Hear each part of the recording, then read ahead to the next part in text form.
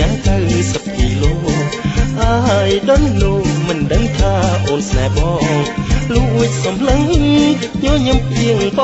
ងអូនសប្រាប់បងแค่អូនក្រហមថា I love you แค่អូនក្រហមថា I love you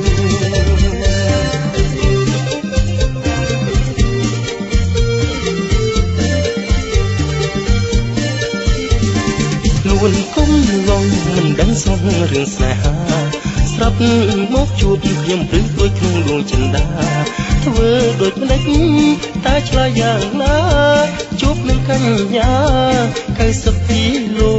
I don't know រឿងស្នេហា90 គីឡូ I don't know រឿងស្នេហា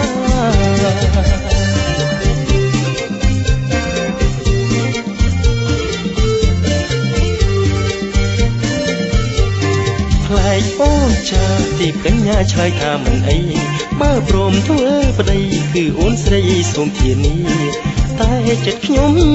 មិនចង់បានភរិយាធាត់ដោយសន្ធាយៈរឿងកងរៃយកប្តីមនុស្សសាខ្ញុំសូមឆ្លើយថាគឺ I don't know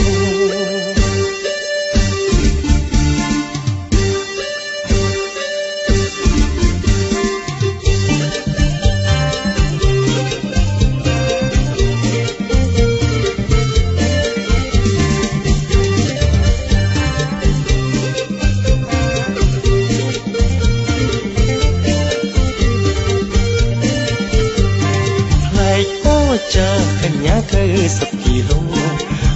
I don't know មិនដឹងថាអូនស្នេហ៍បងលួចសំឡឹងញញឹមពីងបងអូនសប្រាប់បងភ័ក្រអូនក្រហមថា I love you ភ័ក្រអូនក្រហមថា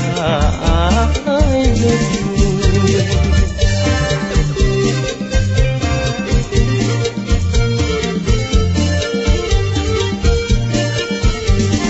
នួនកុំឡងមិនដឹងសងរឿងស្នេហាស្រាប់មកជួបខ្ញុំព្រឹកដូចក្នុងដួងចិន្តាធ្វើដូចក្ដិចតែឆ្លើយយ៉ាងណាជួបនឹងកញ្ញា90 គីឡូ I don't know រឿងស្នេហា90 គីឡូ I don't know រឿងស្នេហា